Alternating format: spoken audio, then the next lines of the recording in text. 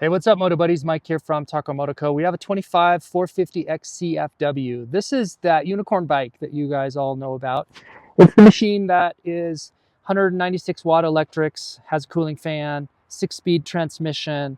So it's like a Baja race ready bike in the 450 engine size. So it's not quite like what the 450 EXCF was back in the day. That machine was the 50 state homologated street legal bike. And that machine came effectively restricted, sound and emissions restricted. And so there's a lot of riders who shied away from that bike because of the conversion factor of what you needed to do to get it to sort of line up to full race spec.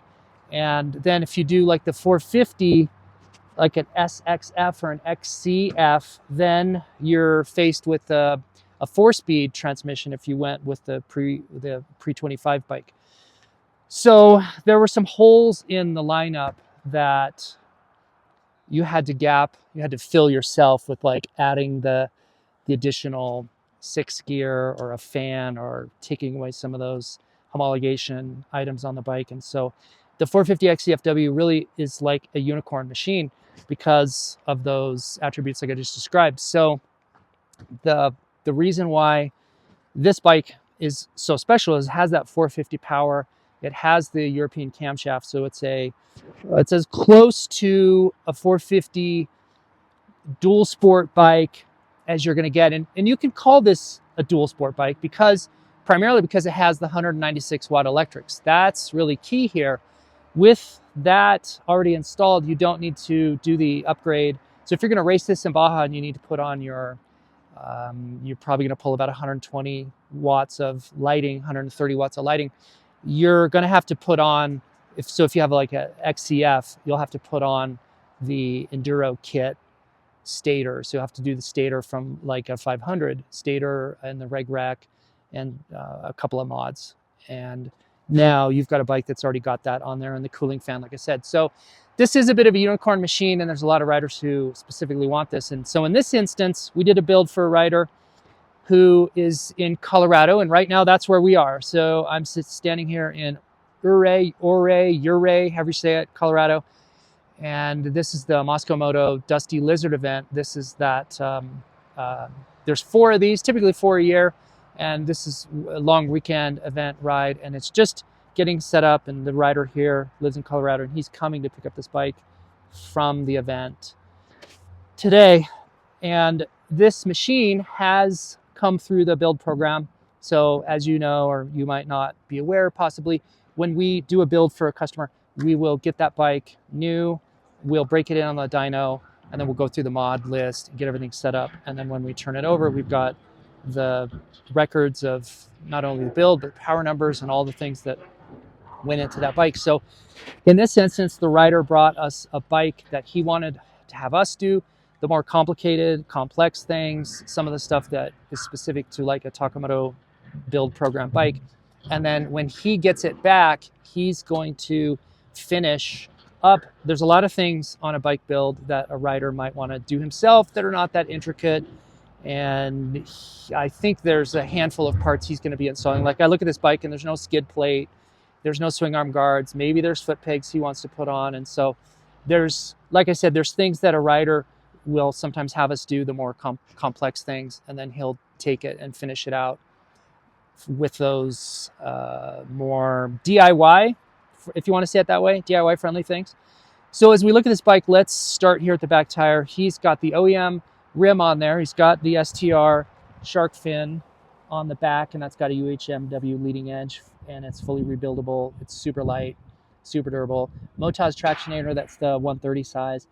And I'm trying to discern if he's got a tube. I don't see must have moose in there, probably moose balls on that setup.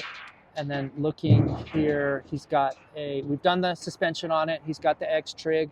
You see that in there, and that's for setting preload. That's a great upgrade for anybody who might typically need to change preload based on different riding conditions. Sometimes you're going to do some dual sporting where you'll have a big backpack of tools, and then you're going to need to and you have extra water, and you might even throw some saddlebags on there. And so in those instances, your sag will be off, sometimes significantly, and when you have that X-Trig preload adjuster, you can make those really quick adjustments. So that clanking noise, there's some rocks over here that are in the way of the venue, and so they're obviously loading those suckers up. That's what all the clanking is going on. Oh, look, there's the Graves, sexy. So full titanium, and the Graves muffler with the insert, quiet insert, means that you're really trail friendly. You've got great low end power.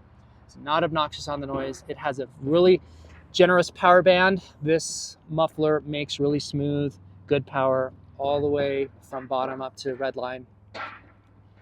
Let's see if there's anything else. I just see a Warp 9 rim lock on that wheel. Definitely has moose in there.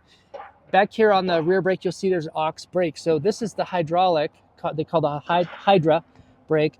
That is a mini master cylinder. I guess it'd be a slave cylinder, isn't it? So the slave pushes onto the push pin here that goes into the master cylinder of the rear brake. So this slave cylinder presses on this master.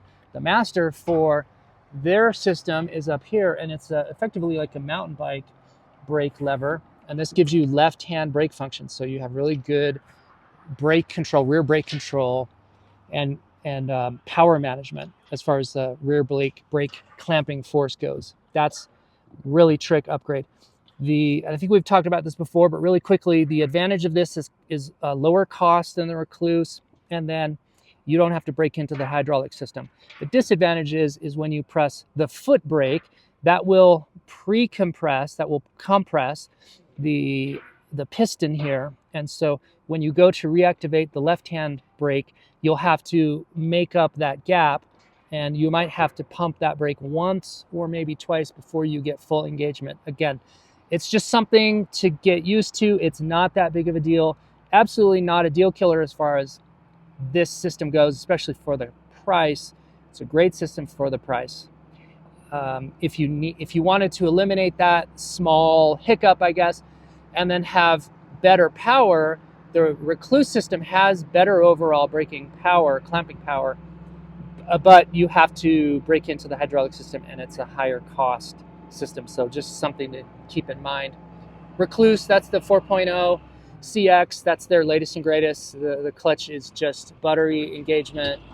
Engine, decel, you don't have to blip the throttle to get into to engage the pack, to get into that bite for the engine, like deceleration.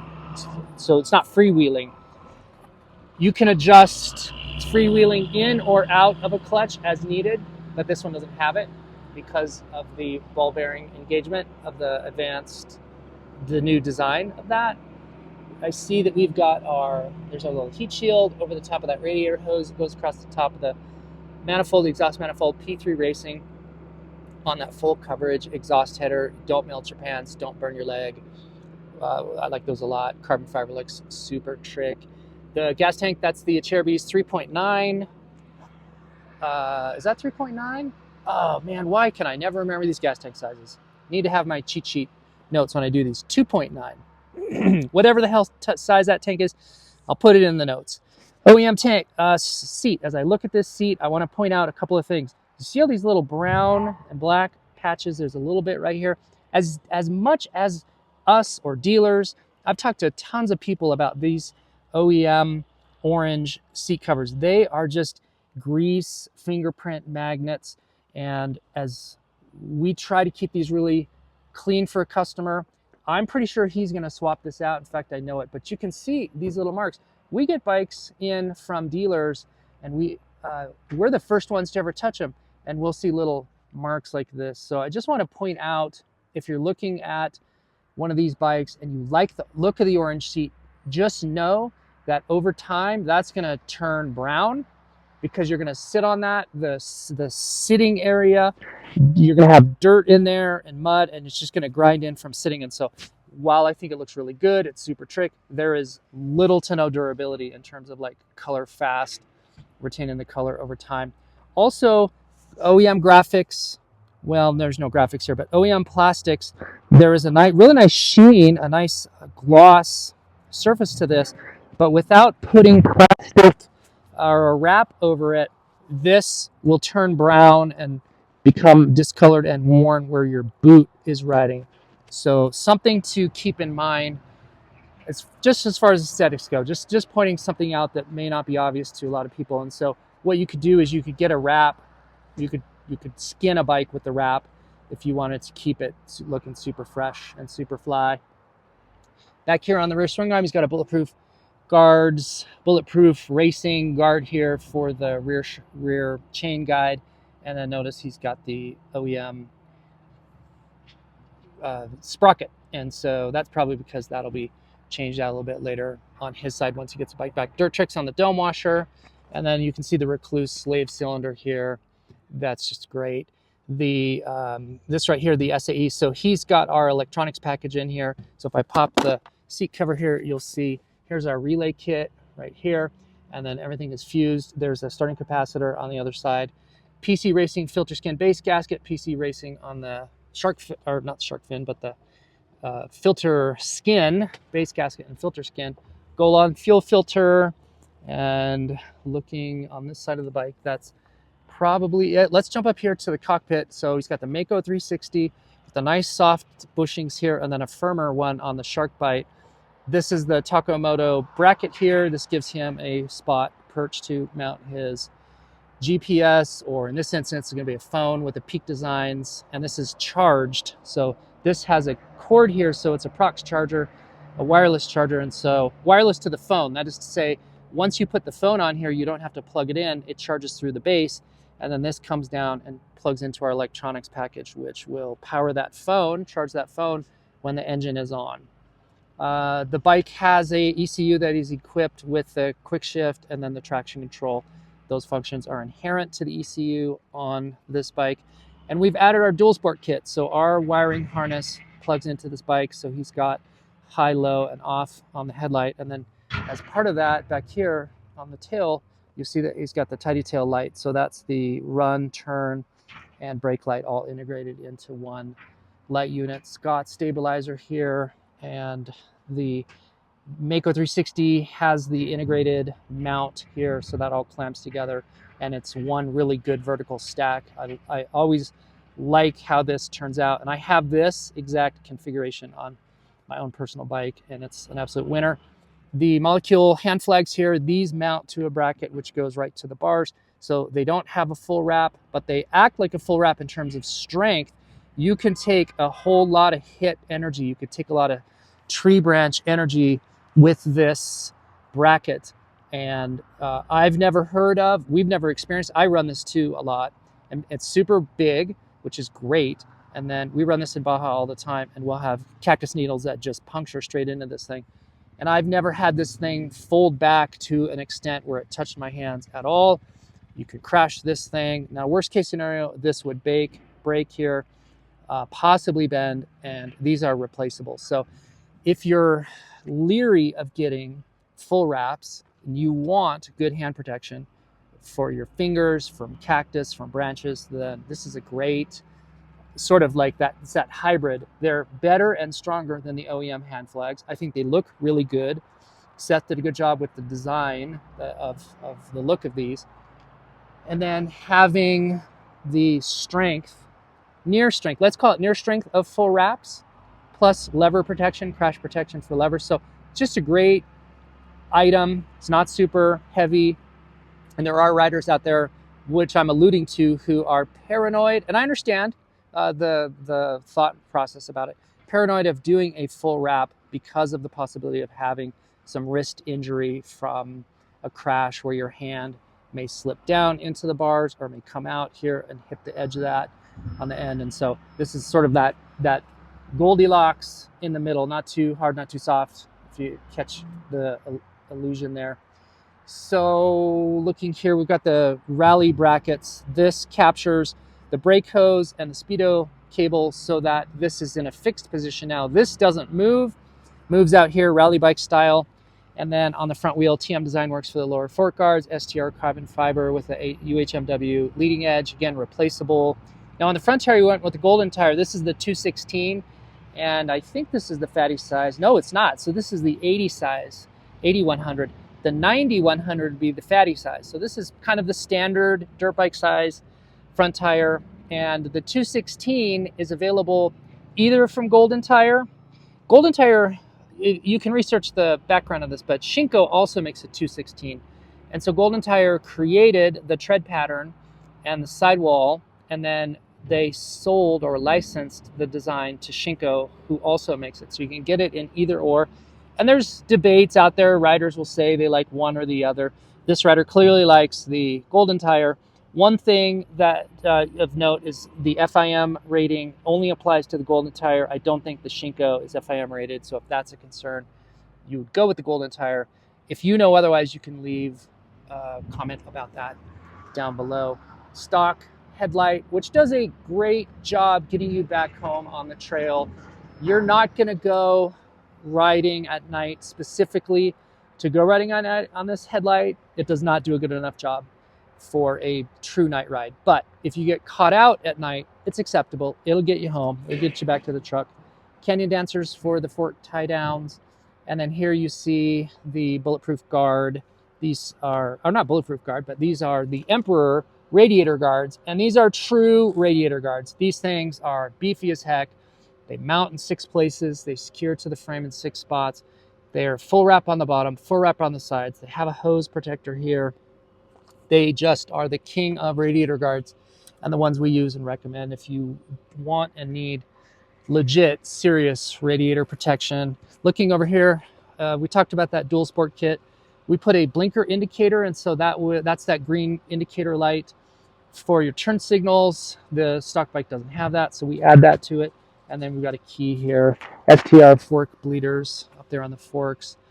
That's probably a wrap. If you see anything else that I didn't mention, you can ask about that in the comments below. But it's a very capable bike. The 450 is just, it's a tremendous machine. It's really capable. And with the 6-speed and the 196 watt electrics, it does make it, like I said, that unicorn bike for all kinds of uses and purposes. So we can build you a machine that's, I don't want to say this is bare bones or minimal, because this is a very, very, as it sits right now, an incredibly capable machine. But I do know he's going to be adding some of his other protection items and a few other things. So we can do a build for you that is, in this instance, like this one, where we do the complex stuff and then hand it off, or you'll see where we'll do ones and we take it all the way. So however you want to play it, we're good to go and we're happy to work with you. Or we say this all the time too, we can do a build in a box. We can put everything that's on a bike that you have ever seen and throw it in a box and ship it to you. As I just finish out 2 last things, there's the heat shield that goes around the header pipe as it goes by the shock. And then there's the horn hiding down in there as well. And the crankcase breather is on a filter that's mounted just behind the horn. A little tough to see, but that's all tucked way down in there. So if you have any questions about this bike or anything else, let us know. Like, subscribe, go out, get some adventure.